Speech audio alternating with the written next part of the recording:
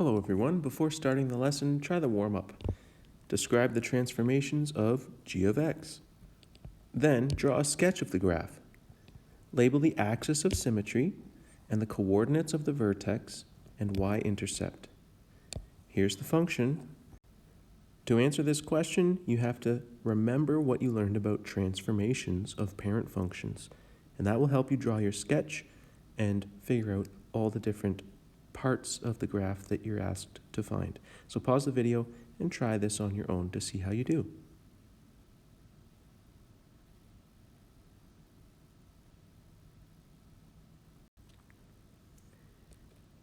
The transformations are, well, negative sign means we have a vertical reflection and a vertical stretch times 5. We're moving left 2 and up 1. If I compare this to my parent function, my vertex has moved left 2 up 1. That means the vertex has the coordinates -2, 1. The vertical reflection means instead of opening up, it opens down. And if I want to find my y-intercept, that means x is 0. So make x a 0, do the calculation, I get -19. So the coordinates of my y-intercept are 0, -19. The axis of symmetry is the vertical line that goes through the vertex. So the equation of that line is x equals -2 because x equals -2 at the vertex. Now this lesson is about forms of quadratic functions. There are 3 different ways of writing the equation for a quadratic function, and we're going to talk about those 3 different forms in this lesson. We're going to relate the form of a quadratic equation to key points on its graph. So really what we're going to do is we're going to look at the numbers in the equations and how that relates to key points on the graph. So there's 3 forms of a quadratic equation. There's the standard form, the vertex form, and the factored form. Now, not only do these different forms have different names, but they actually tell you something about the graph. You can turn one form into another. So if you don't know one, you can turn it into the other one. And then you can get lots of information about the graph of the function. And once you know this information, you can draw a fairly accurate sketch and solve some problems using your sketch. Now, regardless of what form the equation is written in, the a value tells you the exact same thing. And it's the same as what a meant when we looked at transformations earlier in the course. If a is a positive number, then we have a curve that opens up. And if it's negative, that means we have a vertical reflection, which then makes our curve open down.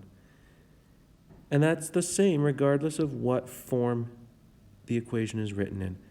So if a is positive, the graph opens up. If a is negative, the graph opens down.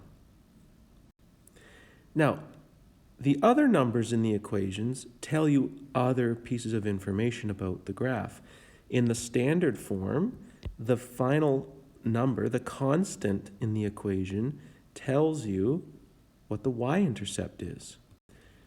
So the x-coordinate of your y-intercept is always 0, and if you plugged 0 in to the equation and you solved, well, the first 2 terms would equal 0. You're left with whatever c is. So the y-coordinate is whatever c is. Now the vertex form looks more familiar. This is the format that we've seen when we were transforming functions earlier. Left or right, up or down. So if you're moving your vertex left or right, up or down, D and C will tell you the coordinates of your vertex. And this is why we call this the vertex form. It's because you can easily tell the location of the vertex from the equation. And the factored form looks like this, 2 sets of brackets. Inside the brackets you have numbers. I've labeled them R and S.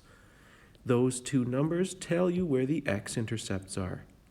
So if you know the 3 different forms of the equation for any given quadratic function, you can tell all this information about the graph. You can tell which way it opens. You can tell where the vertex is, you can tell where the y-intercept is, and you can tell where the x-intercepts are. And if you put all that information together, you can make a fairly accurate sketch of the graph. Now, this first example is taken right from your quadratic functions help sheet, so you can fill this in as we go. Here I have 3 different forms of an equation: vertex form, standard form, and factored form. They all represent the same quadratic function, and they'll give you a graph that looks like this. Now, from the equations, you can tell the coordinates of these 4 key points highlighted on the sketch of the graph. Notice that the a value in each equation is the same, and it will always be like that if you're graphing the same function.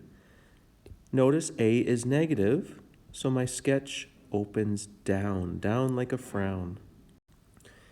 In the vertex form of the equation, the number in the brackets and the constant tell us the location of the vertex.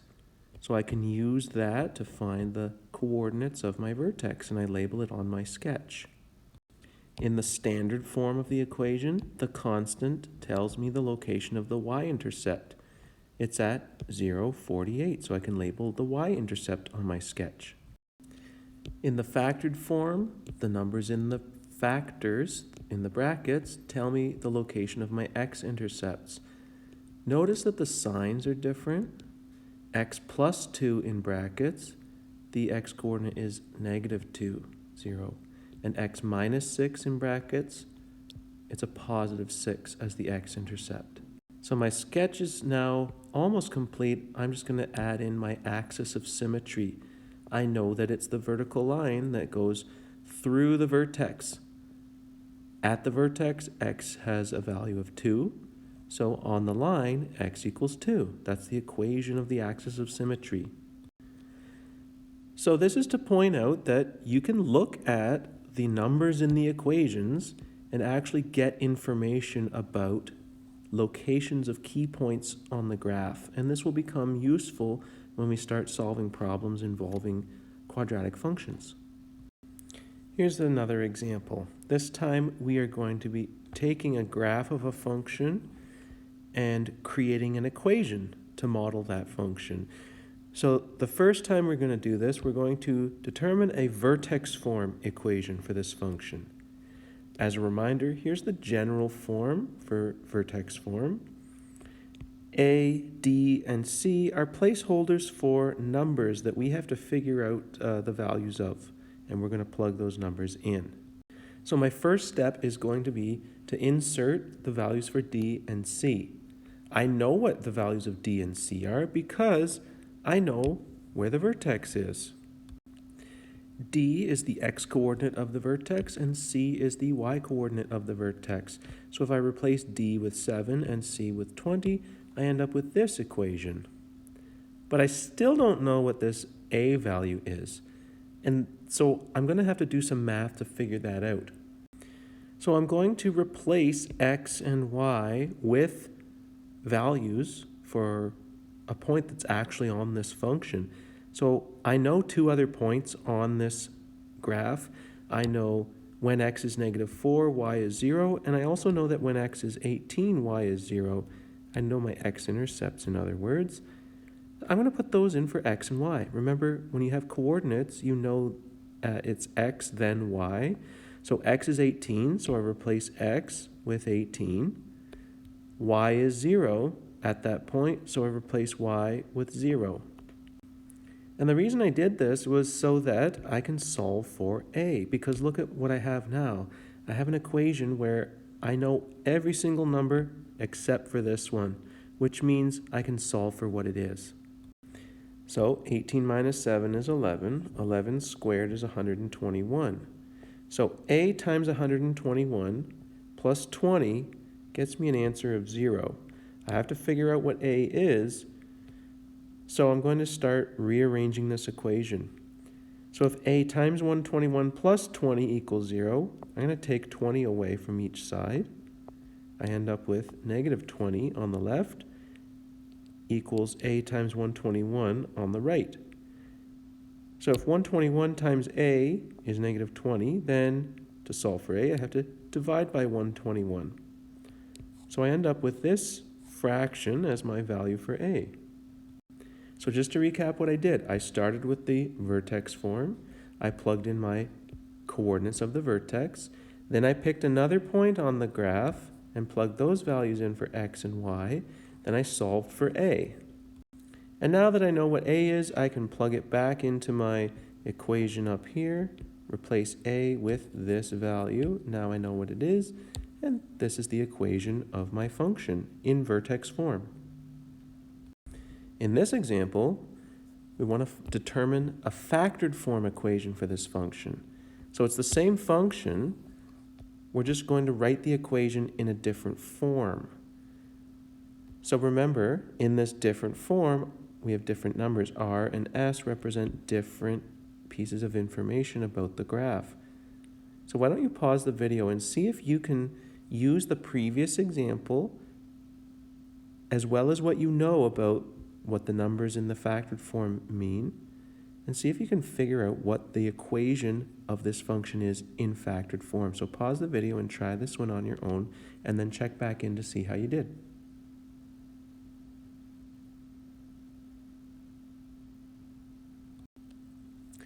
I started with the factored form. In the factored form, R and S represent my x-intercepts, negative 4 and positive 18. But notice how it's written. It's x minus R. Well, if R is minus 4, it's x minus minus 4. Got a double minus. Minus minus 4 is the same as plus 4. That's why the signs switch. Here, x minus S. S is 18, so it's x minus 18.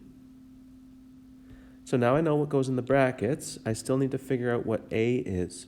So I'm going to substitute in another point. I know the vertex. When x is 7, y is 20. So I replace x with 7 and y with 20. Then I do the math to solve for a and plug that in to the a spot and complete the equation for the factored form.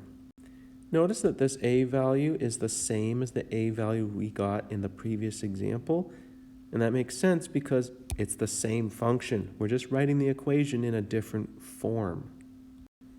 So you've had a little bit of exposure to the different forms of a quadratic function. There's standard form, factored form, and vertex form. And if you know all three forms, you know quite a bit of information about the graph of the function. So what I'd like you to do right now is practice using these pages in the textbook. And just a note here, in question 12, I just want you to do factored form. That's it. That'll make more sense once you actually read the question. So try the questions, reach out for help when you need it, and I'll do my best to help you.